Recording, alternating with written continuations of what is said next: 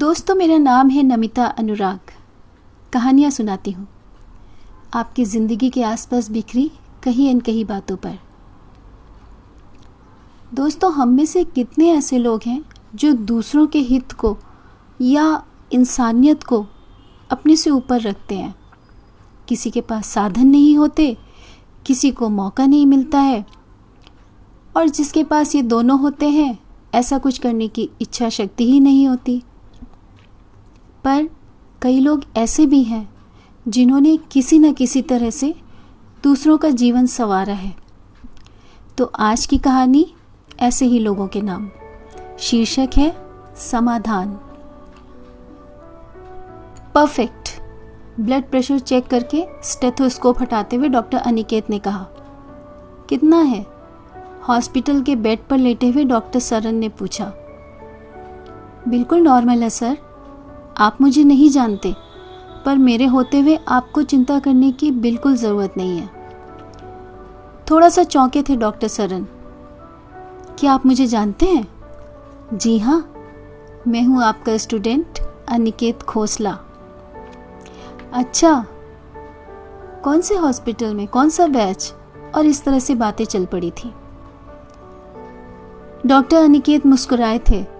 Sir, आपको याद नहीं होगा, पर आपने ही मुझे ब्लड प्रेशर नापना सिखाया था। मुझसे अधिक मेहनत आपने मेरे ऊपर करी थी और काफ़ी डांट खाकर ही सीख पाया था मैं। बगल में खड़ी सीनियर सिस्टर जो ड्रिप लगा रही थी मुस्कुराकर बोली, तो आज आप पास हो गए डॉक्टर अनिकेत। और सब हंस पड़े थे। और इसके बाद जब तक डॉक्टर सरन ऑपरेशन करवाने के बाद स्वस्थ नहीं हो गए थे, अस्पताल के स्टाफ, डॉक्टर्स, नर्सेस, सर्जन सभी से डॉक्टर सरन और उनके घर वालों को स्पेशल ट्रीटमेंट मिला था। कुछ समय पहले मेरी पोस्टिंग भी उसी अस्पताल में हो गई थी जिसमें डॉक्टर सरन थे, और मुझे उनके ही बगल वाला बंगला अलॉट हुआ था। हम लोग यही कोई 4-5 महीने पहले ही शिफ्ट हुए थे। दूर के शहर से सफ़र करके आ रहे थे तो पड़ोसियों की मदद की ज़रूरत भी थी। पर हमारा ट्रक पहुंचने की ज़रा देर बाद ही, जब तक हम किसी से कुछ कह पाते, उससे पहले ही सौम्या भाभी अपने नौकर के साथ अदरक इलायची पड़ी ज़ोरदार खुशबू वाली चाय के साथ नमक अजवाइन की गर्मा गर्म मटरी नुमा पोड़ियाँ और हींग ज़ीरे वाले भुने आलू लेकर आ गई थी। मेरी पत्नी को तो उसी दिन अपना पड़ोस खूब भाग गया था, क्योंकि उसको तो सबसे बड़ी टेंशन ही यही थी कि नई जगह पहुंचकर अच्छी चाय कहाँ मिलेगी। और ऊपर से गर्म पूड़ियों ने बच्चों का पेट भी भर दिया था।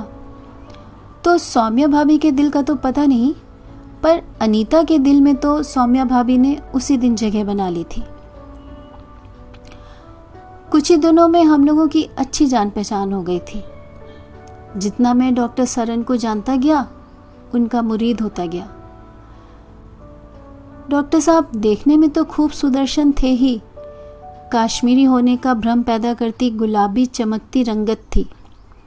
उस पर सुतवा नैन नक्श और हल्की हेजल आंखें, और अंतस की सरलता और सच्चाई को बयां करता सादगी भरा चेहरा। पर मेरा उस परिवार से लगाव तो बड़ा था, उनके गरीब मरीजों के लिए इंसानियत भरे व्यवहार के कारण। उस पर डॉक्टर सरन की शार्प और सटीक डायग्नोसिस भी कमाल की थी। आज फिर क्लिनिक से डॉक्टर साहब के डांटने की आवाज आ रही थी। मना किया था ना कि घाव पर धूल मिट्टी नहीं लगनी चाहिए, फिर पट्टी क्यों खोल दी? कब से नहाया भी नहीं है, और पट्टी बदलने के लिए बोला था तो आए क्यों नहीं यहाँ पर? रामेश्वर बेचारा सर झुकाए चुपचाप बैठा, दीनता से मुस्कुराता हुआ डांट खा रहा था। जानता था डॉक्टर बाबू लापरवाही करने पर जितना डांटते हैं, परवाह भी सबकी उतनी ही करते हैं। उधर डॉक्टर सरन को गुस्सा भी आ रहा था और उसकी मजबूरी को अच्छी तरह समझते भी थे, इसलिए उस पर दया भी आ रही थी। अक्सर वो कहते थे, जिस गरीब को खाना खाने तक के पैसे नहीं हैं, वो महंगी दवाइयाँ और पट्टियाँ कहाँ से करवाएगा। उधर क्लिनिक से डॉक्टर सरन के डांटने की आवाज़ आ रही थी और इधर डाइनिंग टेबल पर मिसेस सरन यानी सौम्या भाभी सब्जी काटते हुए मन ही मन हिसाब लगा रही थी कि इस समय उनकी अलमारी में साबुन बचे कितने होंगे।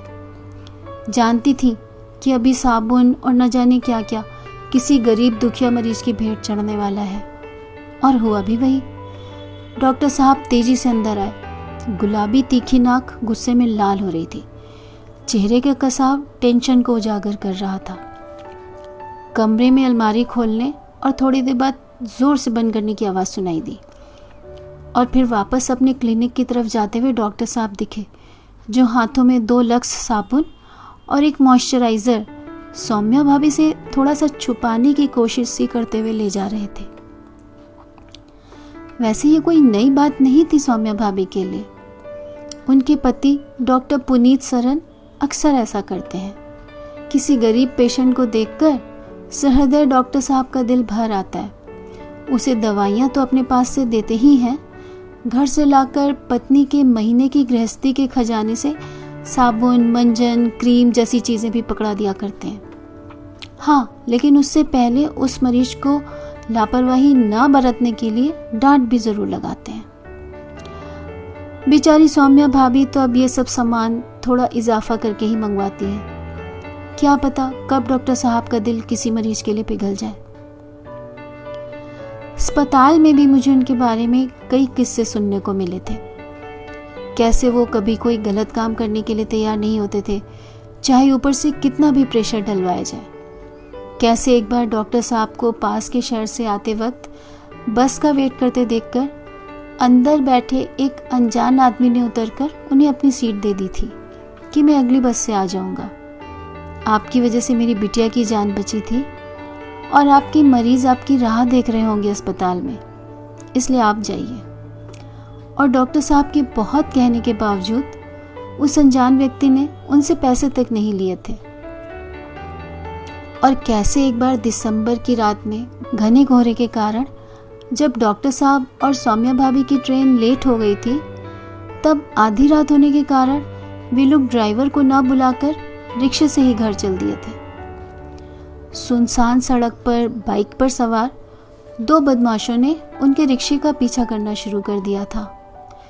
बदमाश जो कंबल से अपना चेहरा ढांपे थे, अचानक बाइक को तेजी से रिक्शे के आगे ले गए और फिर वापस घुमाकर एकदम रिक्शे के सामने ले आए।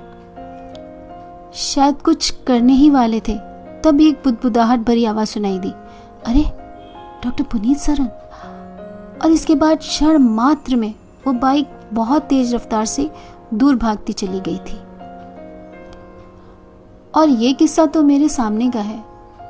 उस दिन अस्पताल में डॉक्टर साहब ने किसी मरीज को कोई टेस्ट लिखा था।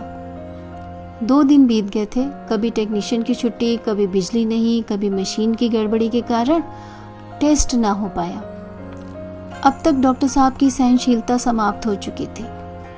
उन्होंने स्वयं ऊपर जाकर नीचे जाकर कारण पता किया और संबंधित लोगों को जोरदार डांट लगाई और उन्हें अल्टीमेटम दिया कि आज आपके घर जाने के पहले मेरे पास रिपोर्ट आ जानी चाहिए।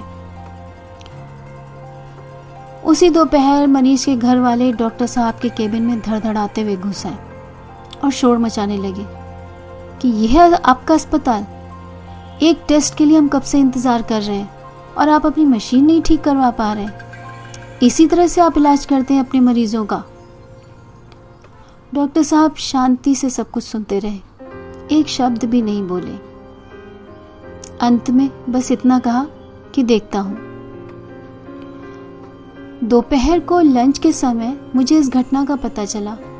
मैंने डॉक्टर साहब से कहा कि अरे आप उनको बताते तो कि आपकी कोई गलती थी ही नहीं, मशीन ठीक करवाना आपका काम नहीं है और यह अस्पताल भी आपका अपना नहीं है, तो आपने क्यों उनकी इतनी बातें सुनी। डॉक्टर सरन बोले, मनीष, मरीज के घर वालों की चिंता तो वाजिब थी ना, और मेरा भी यही ऑब्जेक्टिव है कि टेस्ट ठीक से हो जाए। बाकी गलती किसकी थी, कितनी थी, इन सब से क्या फर्क पड़ता है। वो बेचारे घर वाले ऐसे ही इतने परेशान हैं और मैं उन्हें ये सब बताकर और गिल्ट दे देता कि मेरी कोई गलती नहीं है, तो वो तो ठीक नहीं होता ना। इसके बाद जैसे ही हम लोग ने खाना ख़त्म किया, वही अटेंडेंट्स फिर से आ गए थे। आते ही डॉक्टर सरन से क्षमा मांगने लगे कि हमसे गलती हो गई, हमें पता ही नहीं था कि आप पहले ही हमारे लिए उन लोगों को डांट चुके हैं। और उस दिन, वो दिन कैसे भूल सकता हूं मैं। उस दिन भी मैं डॉक्टर सरन के साथ ओपीडी में ही था जब वहां का फोन घनघनाया था। Doctor Saran, it's an emergency, suicide attempt. तुरंत तेज कदमों से, लगभग दौड़ते हुए से डॉक्टर सरन इमरजेंसी में पहुंचे थे। कई जूनियर डॉक्टर्स और नर्सेज वहां पहले से ही थे। पेशेंट बेड पर बदहवास सा पड़ा था, कभी पेट पर हाथ रखकर जोर से दबाता, कभी दर्द से सर दाएं बाएं घुमाता। उसकी शक्ल देखते ही डॉक्टर सरन बुदबुदाए थे, रामेसर। फिर जोर से बोले, रामेसर, रामेसर, क्या किया तुमने? क्या खा लिया है? सल्फास, किसी ने पीछे से बताया। ये शब्द जैसे सुन्न कर गया था उनको। स्तब्ध रह गए थे डॉक्टर सरन। तभी रुआसी सी रामेसर की आवाज आई थी, डॉक्टर बाबू, हमका बचा लियो, ना ही जानत रहे कछु ऐसन हो जाए। पर बतिया हमार मुन्ना का करी है, उनके खातिर हमका बचा लीजो डॉक्टर बाबू, बचा लीजो। दिल दहल गया था डॉक्टर साहब का। सल्फास खाकर भी कहीं कोई, हे भगवान, अधीर उठा था उनका मन। तुरंत बीपी चेक किया, लो ही था, पल्स भी लो थी। इंट्रावेनस ड्रिप लगाया, मेडिको लीगल एग्जामिनेशन करवाया, पेट का पानी निकलवाकर सैंपल के लिए भेजा, कुछ ज़रूरी दवाइयाँ लिखी। बाहर आए तो रामेसर की पत्नी पार्वती बेंच पर बैठी दिखी। उन्हें देखते ही दौड़कर उनके पास आ गई। डॉक्टर बाबू, मुन्ना केर बाबू कैसन बा? ओ केर बचा ले डॉक्टर बाबू, अब केर कबहू ना ही झगड़ा करब, ओई के सौ, ओ केर बचा ले डॉक्टर बाबू। कुछ बोलते नहीं बना था उनसे, बस उसकी गोद में पकड़े बच्चे के सर पर हाथ रखकर आ गए थे। बाद में रामेसर को उन्होंने आईसीयू में भी भिजवा दिया था, मॉनिटरिंग ज़रूरी थी। अपने अनुभव से सब कुछ जानते समझते भी डॉक्टर साहब जी जान से कोशिश में थे कि कैसे भी मरीज की जान बचा लें, पर हर कोशिश जैसे नाकाम होती दिख रही थी। रामेसर की हालत क्रिटिकल होती जा रही थी, पल्स काफ़ी फ्लक्चुएट कर रही थी, बीपी लो होता जा रहा था। शाम होते होते इस धरती का भगवान कहा जाने वाला वो शख्स असली भगवान की इच्छा के आगे हार चुका था। दूसरे दिन अस्पताल में चाय पीने के लिए मैं डॉक्टर साहब के रूम में ही चला गया था। वे मरीजों को देखने में व्यस्त थे। फ्री होने पर चाय पीते हुए बातें होने लगी। वे दुखी थे, कहने लगे हमारा पेशा भी कितना अजीब है। लोग हम डॉक्टर्स को भगवान कहते हैं, हमसे लोगों की जान बचाने को कहते हैं, पर असली भगवान के आगे हम बिल्कुल बेबस हैं। फिर बोले, ये कैसा जीवन है मनीष, जहाँ आम इंसान जीवन की मूलभूत आवश्यकताओं को पूरा करने में ही खपा रह जाता है और गरीब तो तंग आकर उस जीवन लीला को ही समाप्त करने पर आमादा हो जाता है। जिनको पीछे छोड़ जाता है उनके लिए भी तो कुछ इंतजाम रखना चाहिए उस भगवान को। अब देखो ना, वो बेचारे रामेसर की पत्नी पढ़ी लिखी भी नहीं है, एक बच्चे के साथ कहाँ जाएगी। वो उन्हीं के लिए जीना चाहता था। समझ नहीं पा रहा हूं मैं कैसे उसके परिवार की मदद करूं। मैंने कहा, डॉक्टर साहब, हम डॉक्टर लोग हैं, सिर्फ इंसान हैं, भगवान नहीं। ऐसे कितने ही मरीजों के परिवार के लिए हम कुछ कर पाएंगे। वो धीरे से बोले थे, जितनों के लिए भी कर पाएंगे करेंगे। कुछ समय बाद ही अपने पिताजी की तबीयत की वजह से मुझे ये शहर छोड़कर अपने शहर वापस जाना पड़ा था।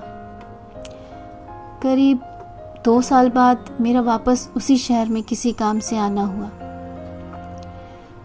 दिल में डॉक्टर पुनीत सरन और परिवार से मिलने की बहुत खुशी थी। वर्किंग डे था तो फ़ोन पर सुबह सुबह ही मिलने की बात तय हो गई थी। करीब 7 बजे मैं उनके घर पहुंचा। मेन गेट से अंदर घुसकर गेट को अंदर से बंद कर ही रहा था कि आउट हाउस की तरफ से एक नन्हे साहबजादे धीरे धीरे चलकर मेरी ओर आते हुए दिखे। बुर्राक सफ़ेद कमीज, लाल चेक की बिग वाली निक्कर, साफ सुथरे लाल मोजे और पॉलिश किए हुए सफ़ेद जूते पहने थे। गले में उनकी फ़ोटो लगा आई कार्ड भी लटक रहा था। क्रीम लगा चमकता हुआ सांवला सलोना चेहरा था। हल्के तेल लगे बाल जतन से कढ़े थे और माथे पर कोने में एक काजल का डिठौना भी सजा था। हाथों में छोटे से पराठे की एक कुट्टी थी जिसे वे धीरे धीरे खाते हुए मुझे बिना इजाज़त अंदर घुसने की वजह से सशंकित नज़रों से देख रहे थे। मैंने मुस्कुराकर पूछा, क्या नाम है आपका? सुनील कुमार। Very good. कहाँ जा रहे हैं? स्कूल। अरे वाह, किस क्लास में पढ़ते हैं? प्रेप्सी। हमारा गहन संभाषण चल ही रहा था कि अंदर से डॉक्टर साहब आकर मुझे अंदर ले गए। मेरा ध्यान गया कि जो महिला नाश्ता लाकर रख रही थी उसका चेहरा कुछ देखा देखा सा था। भाभी से पूछने पर उन्होंने बताया कि ये पार्वती है, रामेश्वर की याद है आपको? उसी की पत्नी। इन लोगों को आउट हाउस दे दिया है, पार्वती को खाना बनाना सिखा दिया है और ऊपर के कुछ काम भी सीख गई है। यहाँ खाना बनाती है, उसकी तनख्वाह हम लोग दे देते हैं। जान पहचान के 3-4 और घरों में भी खाना बनवाने का काम दिलवा दिया है और उसी तनख्वाह से ही अपने बेटे को पाल रही है, क्योंकि डॉक्टर साहब उसको आत्मनिर्भर और स्वाभिमानी बनाना चाहते हैं। पार्वती जब चली गई तब फिर भाभी ने बताया, डॉक्टर साहब अगले महीने पार्वती की शादी करवा रहे हैं। अच्छा लड़का है, जाना पहचाना है, अपने कंपाउंडर का रिश्तेदार है। उसकी पहली पत्नी की डेथ हो चुकी है। मेरे कानों में डॉक्टर सरन के उस दिन के शब्द गूंज गए जब हम दोनों रामेश्वर और पार्वती की बातें कर रहे थे और डॉक्टर साहब गहन सोच में खिड़की से पार दूर आसमान में घुमड़ते बादलों को देख रहे थे और दृढ़ स्वर में बोले थे कि यदि एक का भी जीवन संवार पाए तो हमारा जीवन सफल हो जाएगा। कितना सुंदर समाधान निकाला था डॉक्टर सरन ने। रामेश्वर की आखिरी चिंता दूर कर उसके परिवार का जीवन वास्तव में संवारा था और मैं नतमस्तक हो गया था उस भगवान के आगे ऐसे इंसान को इस धरती पर भेजने के लिए। ये कहानी बस इतनी ही। अगर आपको ये कहानियाँ पसंद आती हैं तो प्लीज़ इन्हें लाइक, कमेंट और शेयर ज़रूर करें और कहीं न कहीं चैनल को भी ज़रूर सब्सक्राइब करें। सब्सक्राइब करते ही उसके बगल में आपको एक बेल आइकन यानी एक घंटी दिखेगी, उसे भी दबा दीजिएगा, जिससे आपको आने वाली हर कहानी का नोटिफिकेशन खुद ही आ जाया करेगा। फिर मिलेंगे एक नई कही अनकही लेकर। आप सभी स्वस्थ रहिए, खुश रहिए। धन्यवाद।